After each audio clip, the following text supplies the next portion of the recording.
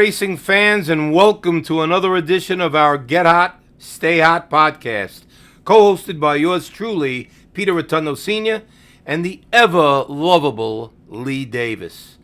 We have a good show on tap for you today, as we will touch upon some interesting topics, such as what truly makes a good betting race. Is there that much of a difference in terms of talent with high profile and high percentage trainers and jockeys as opposed to those who possess a low percentage of wins? Also, is it really prudent and profitable to wager on these top trainers and jockeys' horses in the long run? As the saying goes, inquiring minds want to know. We'll also speak briefly about the qualifying races which are coming up for this year's Kentucky Derby. As you know, will be contested on the first Saturday in September.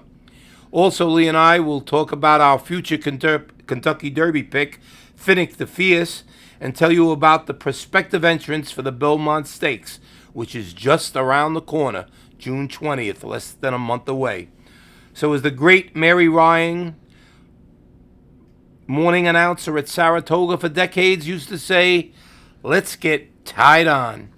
Now, does that mean... I was thinking the same thing. I don't know if that means let's tie one on, or, which means, for some people that don't know, get drunk, or have a few drinks, let's tie one on, or...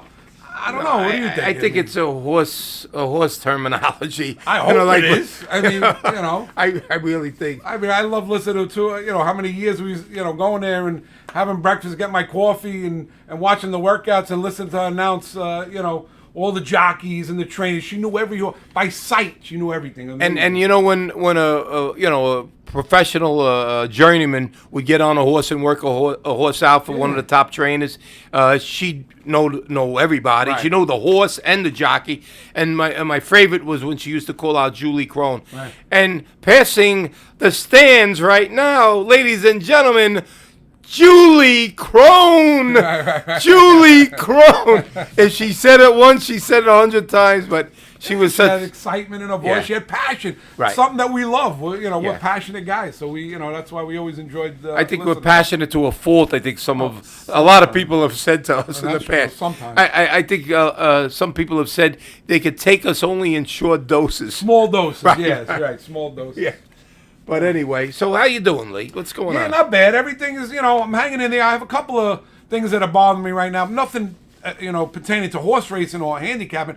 But I could use a manicure and a pedicure. But I'll settle for just a manicure at this point because my nails are going crazy. I know it sounds crazy that a big guy like me is worrying about his nails. But I still want to keep myself proper, even though there's, craziness going on in the world. No, I understand, but Lee, I know I could help you with a barber or / beautician. Hello, obviously I don't need a barber. Look at me. Do I need a barber? No, you went bald. Well, let's tell the fans about why you went bald.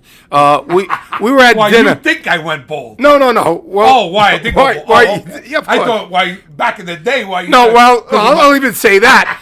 When I met Lee in 1991, he said, one thing you got to know about me.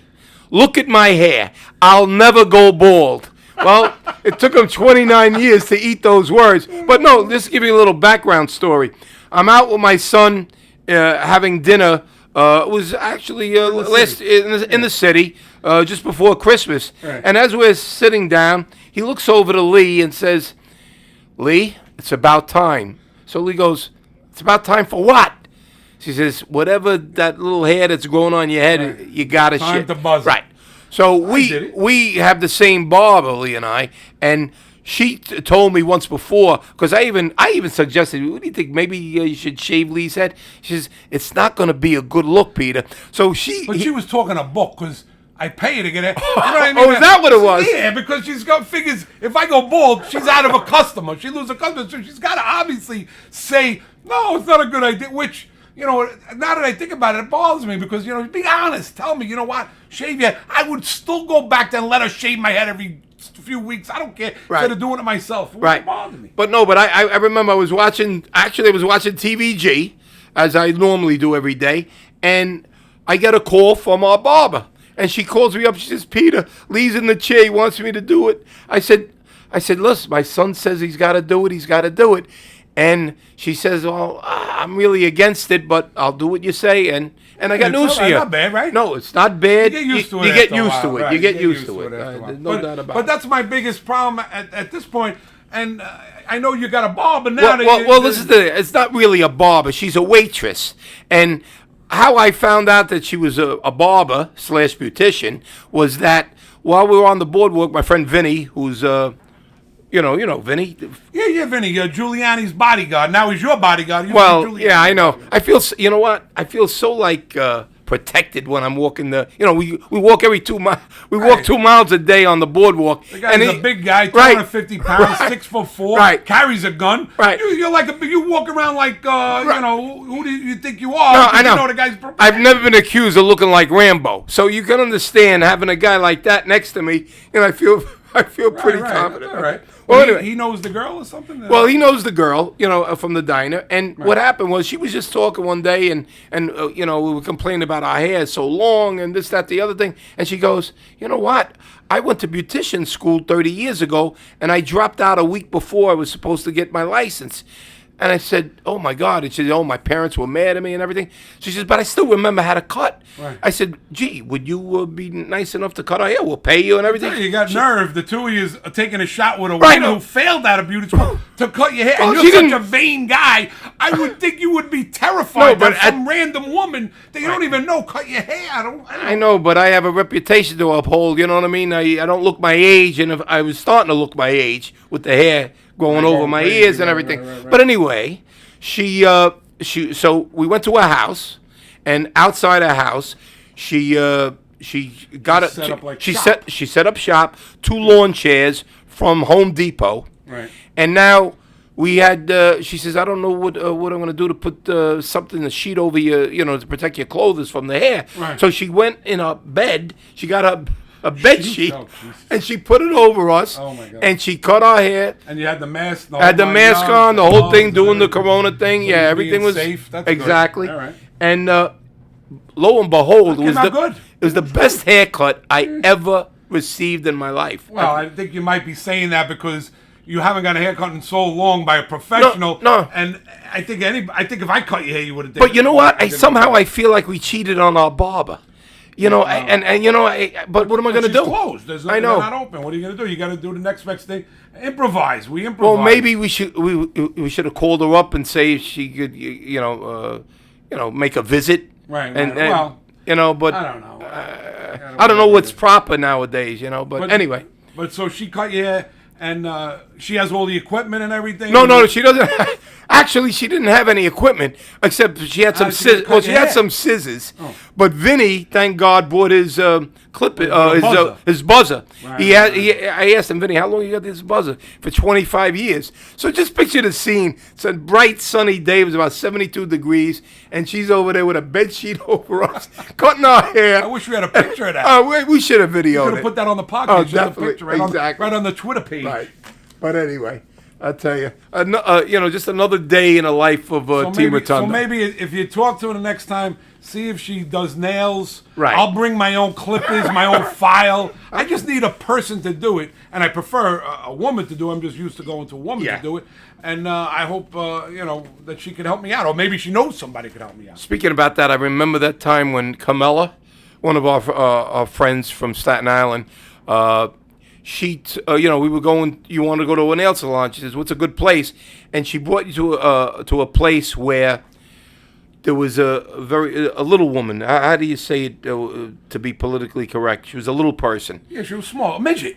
I Well, mean, you that's what it can't- is. What do you I want? know. Smalls. Right. Let the She- people understand what it is. I'm Right. I'm not. She looked like a munchkin from Wizard of Oz. All right. Now, could you imagine her giving Lee a pedicure? The guys, how I big are used you? to have pictures of that. I used to Right? have pictures, yeah, of her doing my, and it was look like she was like, I would hold her on my feet. She'd be like scrubbing my toes. Yeah, And whatever. But you she know, used to do a good job. She I did a loved, great you know? job, and you took care of her. I always took care. Yeah. I gave her good money. She Right. was a good, nice lady. I liked her. Well, enough of this silliness, I guess. I guess fans Let's want start talking about horses. Right, what we're here for, okay? All right, so what we want to talk about, it's been bothering me for a long time because everybody's got a different opinion, and I have my own. Right. But I want to know what you think. What truly makes a good betting race, in your opinion? Oh, I know. We talk about this all the time. It's your pet peeve. It drives you crazy when you hear these guys on TV going, "This is a good betting race," and all the horses are basically the same price. The favorites 4-1, 7-2, 5-1, 8-1, and you always say, "How is it a good betting race if there's 10 horses in the race and 6 of them have a chance to win? How is that a good betting race?" Right, because you can't be confident in making a selection. Right. And to prove that point... And what's your theory about what a good betting race should be? Right, but to prove my point about when people are making a pick 4 or pick 5 ticket, they're putting 6 horses in one race, or they're pressing the all button. So how is that a good betting race if you don't have any firm opinion on the race? The price is going to pay a good money. Yeah. But to actually have conviction or be able to sink your teeth into the race and say, "I love something," you can never do that. No, you got to spread too wide. My idea of a good betting race is when you have a favorite 3 to 5, which you could put holes in. You don't like, you know what I mean? Anything less than even money.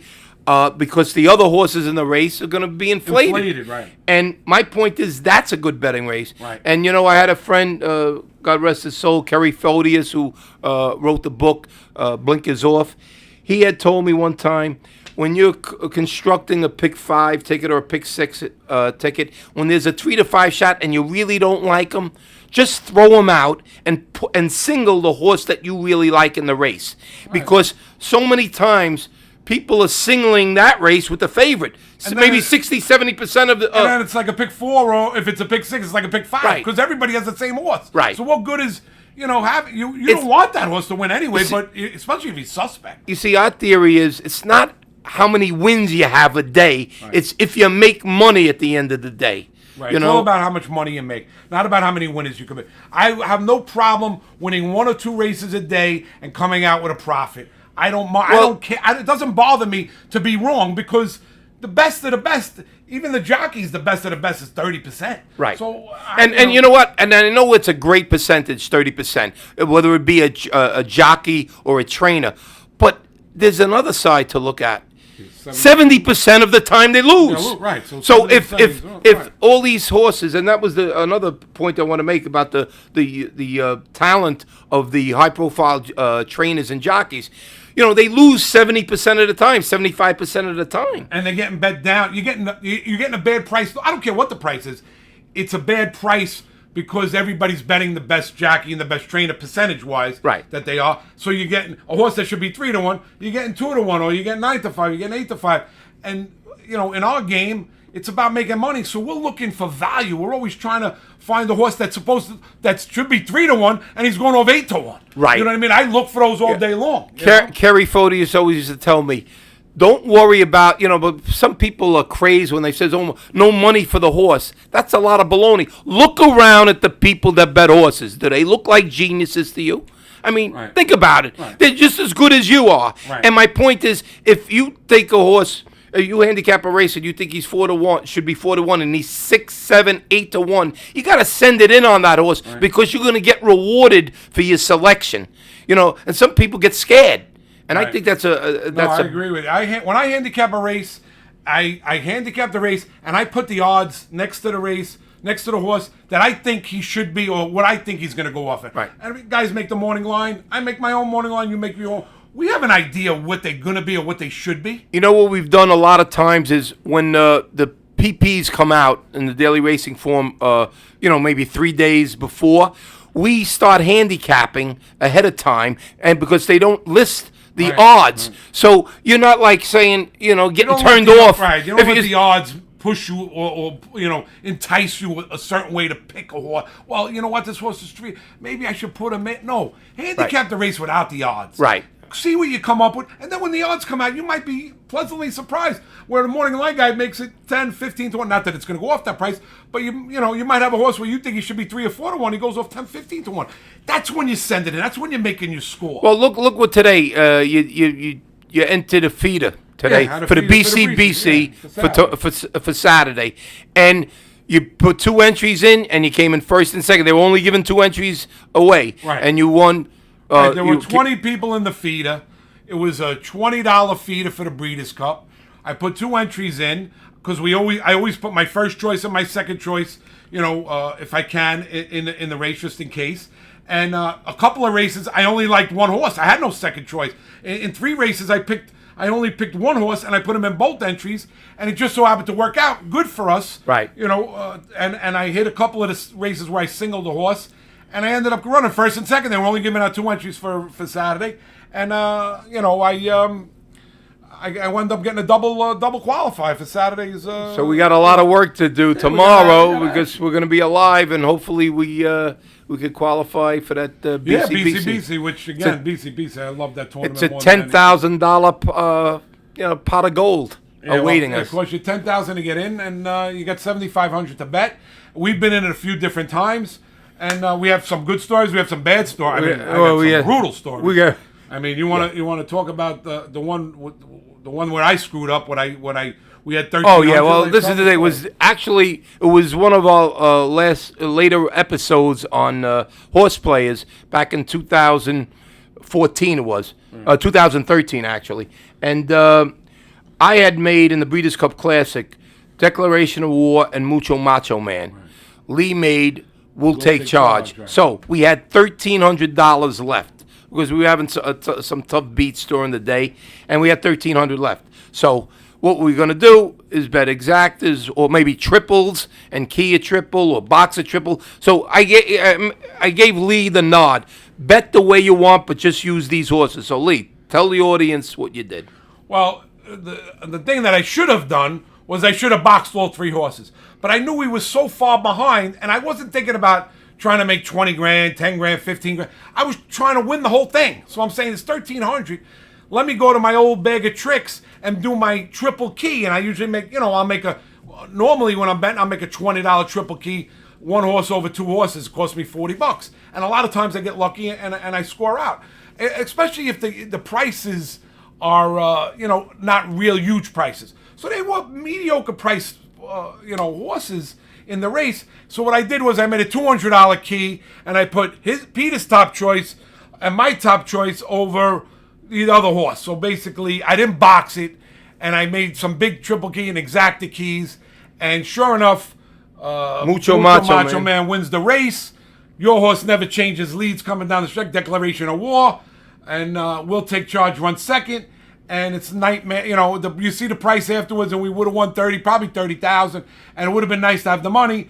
But I screwed up. What am I going to do? And meanwhile, I remember, in retrospect, my son went on NBC that morning, gave out the 3 horses. He gave out the trifecta cold. And everybody boxed it. They all made money except for me. No. We had the same 3 horses, but we didn't box it. Peter gave it out straight, I believe. Yeah, he did. You're right. He did. Now that I remember. And anyway, it was a.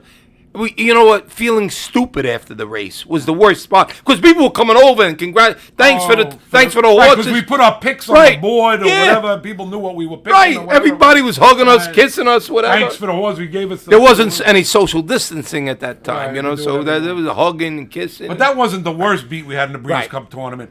We had one that was worse than that, where we were partners. Right. We had a bunch of guys. Everybody kicked in, say $1,000. It was 10 guys. Right. And Kevin Cox won the entry. Oh no, we didn't win an entry. We gave him the money. We put the money up. Right. So there's 10 guys who won partners, and Cox had.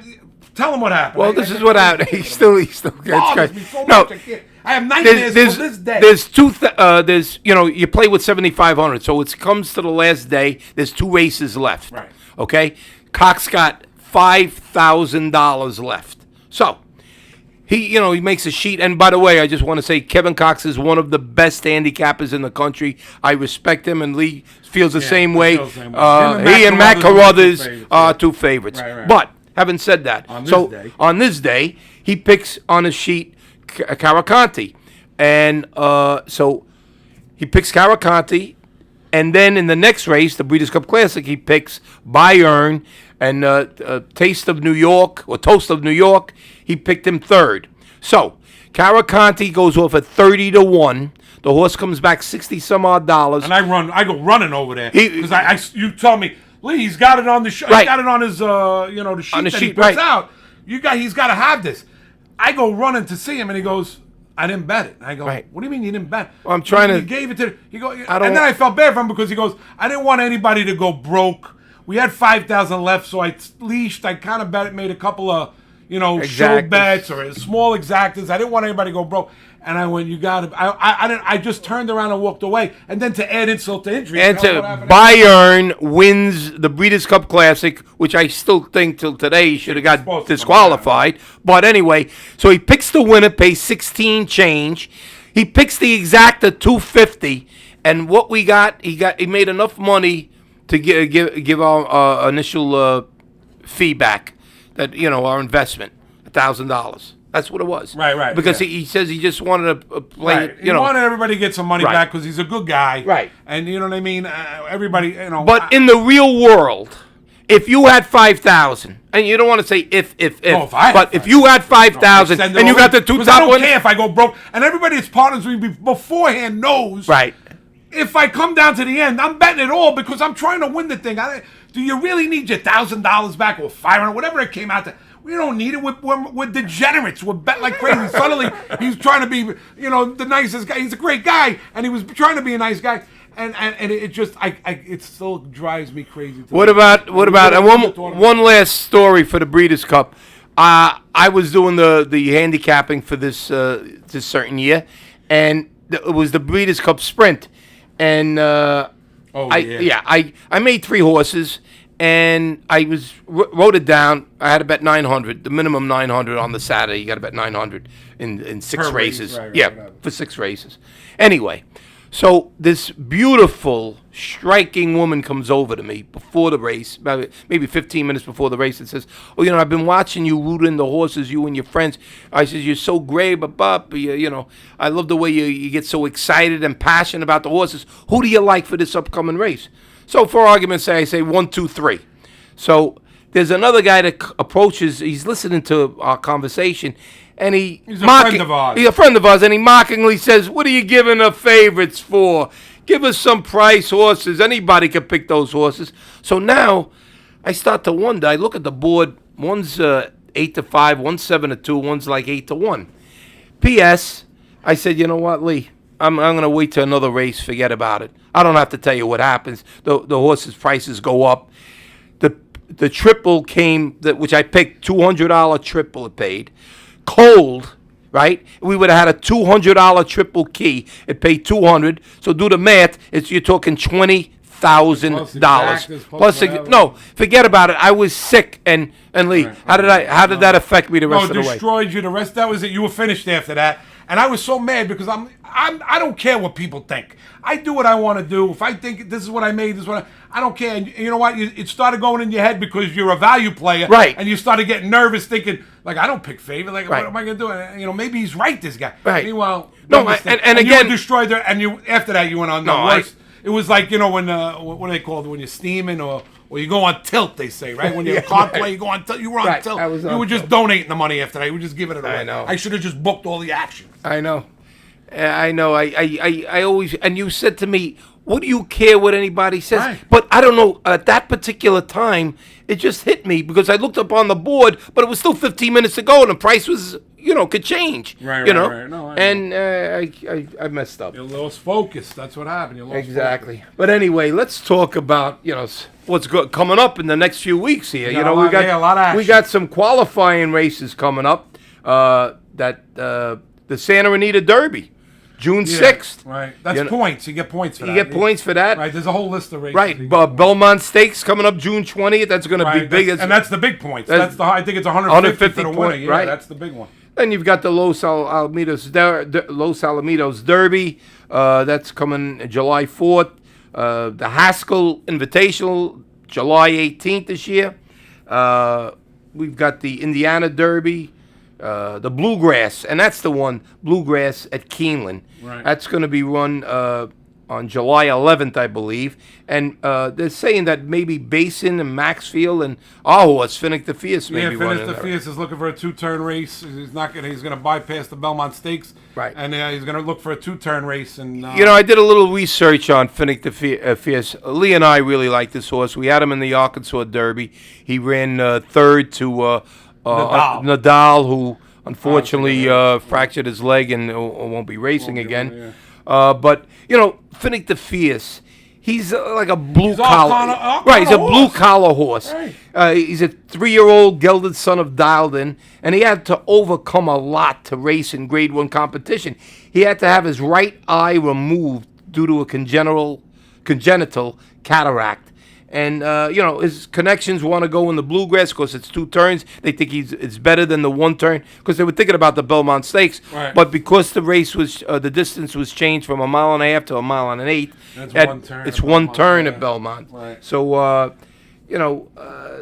he's, Fletcher had that horse Patch. Yeah, Remember with the one eye. Yeah, with the Yeah. one eye. And everybody, they fell in love with him. Yeah, He was yeah. a fan favorite. Right. This is the same kind of story. It'll be a nice story. Well, he currently ranks 20th on the Churchill Downs leaderboard with several races still to come due to the corona pandemic. He's going to need a race, but Right. he's going to need more points probably. Right. So let's hope that, he'll get in because you got to root for a horse Right. like that. And we got a lot to look forward to. There's plenty of races to go. And there's they put out the possible entrance for the Belmont Stakes too. I mean, it's going to be a stellar field. Yeah, loaded up. You got Tiz the Law, Charlatan maybe, Sola Volante, Max Player, New York Traffic, Farmington Road. So it's going to be a good race. A lot of horses. Probably be a full field, and the competition is going to be tough. You know what I mean? Right now, it looks like Tiz the Law seems to be the big favorite. It looks like he'll be. I don't know. And we love the connections at Tiz the Law. I mean, if you don't know, the Jack Knowlton of the he was the owner with a bunch of partners. Funny Side, who won the Derby. A gelding. Right. Yeah. But he has 2 eyes. Funny Side. Well, all right. Yeah. So he had a little bit more advantage. Right. But still, it's still a gelding with all these high-priced studs. Right. And horses, that Right. are in there. Sometimes you root for the underdog and the one that they maybe didn't cost as much. I remember as a kid, speaking about geldings, I always seemed to favor the veteran gelding. There was a horse years ago. Geez, it must have been in the 60s. Petrograd. He was a 9-year-old. Well, I mean, I don't look like it's before my time, but it is before my time. I was born in 60s. I was born in 64. Yeah, sometimes I forget. You forget that when you look at me. forget. You think I was born in 34, but 64. Is it the no hair on your head? I don't know what it is, but It's definitely not the skin. But you know that much. no, you do have good got skin. good skin. That's another story. We'll talk about No. We got to tell that story. He's now. talking about his skin. No. We got to talk about your skin. Believe me, I don't know how many times he has told me and many people he's got better skin than Brad Pitt. Now, my friend, my son's friend, his best friend, Michael Lasky, we're at a bar in Saratoga, and he's telling a story that he's got better skin than Brad Pitt.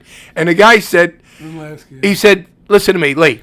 You can't mention you and Brad Pitt in the same sentence. No matter what. No matter what it is. Right, no matter what it is. Right. But tell the story, Lee, about our friend Mike. Right. Tell them the story. Lockhart, our friend Mike Lockhart. He was friends with the guy, Microsoft guy. What was his name? I forgot his name. Paul Allen. Paul Allen, who passed away. And he was on that big yacht, the Octopus or whatever they call the yacht that he was on. And Angelina Jolie and Brad Pitt were on the they were on the boat with him, or the yacht or whatever you want to call it. So I got him on the phone and I go, "Are you standing near them or sitting near them?" He goes, "Yeah, I'm sitting right across from both of them." So I says, "Be honest and tell me the truth." Right. Look at his skin, and you know me because you know what I look like. Right. Who has better skin, me or Brad Pitt? He goes, "You, by a mile." Right. And I go, "I knew that." Right. And he goes, "And just to let you know, I'm hanging out with them. I'd rather be with you and Peter at OTB than hanging out with them on this boat." They were pretty boring. They're They boring. said, they're boring. Right. Nice people, I'm Right. sure, but Yeah. not as exciting as we are. But whatever, let's get back onto horse racing. Yeah, I know. We just get carried away, We start just going on tangents. That's why we have, a podcast and not a real show, I guess. You know what I mean? I could imagine how many people be, changing the channels. right, but exactly. hopefully you're enjoying our silliness here, and we're having fun doing it, as you can tell. I don't know. You know what? I mean, next week, June 6th, the weekend of June 6th, actually on June 6th, they have some real big races at Belmont Park and Santa Anita. There's Grade 1 races. They have I believe the Run Happy Carter on June 6th, and they have the Santa Anita Derby and the Gold Cup. So. Okay.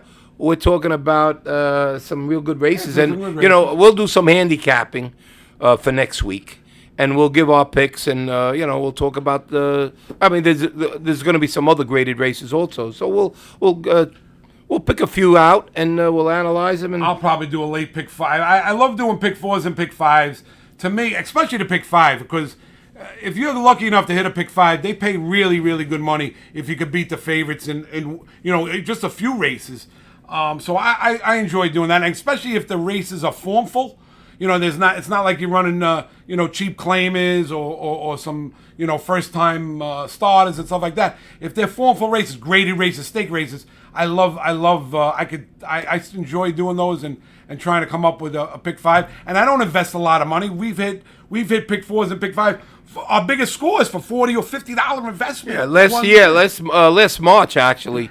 Not this year, March 2019, we're at Aqueduct, and we hit a pick 5 for 11,500, and there wasn't a horse over 7-1 that won. Right, and then bet course was $54 or Right. whatever it was. It wasn't a lot of money. So that my point is, you don't have to bet 500 and go spread and then spread. Do your work, come up with what you like, and if you believe in it, bet. It doesn't matter if you lose. It's okay if you lose, but if you win, you're gonna get rewarded. Bet. That's the way you're supposed to. It's all about getting rewarded. You know, I mean, again, we talk about jockeys and trainers, 30% wins. Again, you got to look at it. 70% of the time they lose. So, and if 30% of the times they're being overbet because they're a top trainer or they're a top jockey, you know, you're getting beat at the end of the day. Your ROI isn't going to be And good. if you're playing in tournaments and you got, I don't care, well, maybe not 6 races, but if 10 races, 12 races, you're playing in a tournament and you're picking favorites, you're going to lose. Because the one time a decent price comes in or a long shot comes in, you're finished. You can never catch up. And if it's a pick and pray and all you're doing is picking favorites, you're most likely going to. And I learned from that. I used to be that in the beginning when I started playing tournament. Like, oh, this horse looks good. But it's not about picking 6 out of 10 winners. It's picking 1 or 2 out of 10 winners and let them be 10 or 20-1, and you can't. They call it a buster. 20-1. You get $64. Anything over 20-1. You get $42 to win, $22 for place, and it's $64. So if you got 3 races that went by and you caught all 3 races, 2-1, 5-2, 8-5, means nothing. That one big price could zoom you right to the lead. Right. So you had 6 winners. Great. Go tell your friends you had picked 6 winners. But at the end of the day, you're sitting on the sideline watching a guy like me who had 1 or 2 winners playing in the championship round because I'm picking value. So I just tell you for your own good, if you're playing in tournaments, try to look for some value to play. The favorites, some of them, even if they're a lock and they're going to win, you might pick the second horse that comes second at 22-1 or 30-1 or 50-1 and get more than the guy gets that won the race. No doubt about it. No doubt about it. But you have to accept, you know, you're going to lose more than you win when you're betting value and you're betting long shots. Again, but there's nothing wrong about betting 5-1, 6-1, 7-1. So you don't have to be 20-1, 30-1 all the time. No, they don't have to be. No, but my point is, you got to keep that in mind. I'd say 35% of favorites win. So let's round it off. Say there's 9 races, say 33 1/3. So 6 out of 9 races a day, the favorite doesn't win. Those are the races that you got to try to collect on. Right. You know. So. Yep. All right. Anyway, I guess we should wrap this up, Lee. We've been talking a while now. We'll keep going if we don't realize. God knows how long we'll talk for. But anyway. you know, it's been a good day, and next week is another something else to talk about, and hopefully we got some good news. Maybe we qualify for the Breeders' Cup. We'll see what happens. And don't forget, let me remind nobody knows about this but us. Wednesday, we're going to be I Am Horse Racing Live. We're going to be interviewed by Brittany Urton and Christina Blacker. Yep. And we're looking forward to that. So, and the other part of Team Rotundo, the most popular and as I The call most him, mature. the most mature, the adult in the room, Peter Jr. Right. will be on. And that's going to be live, you're saying, right? That's going to be So live. you got to listen in because we do recorded stuff. We could take stuff out. Right. When we're live, God knows anything could come out of our mouth. I wonder if the FCC is going to be listening. I'm sure they will. Anyway, so until next time, get hot, stay hot. Get out, stay hot, people.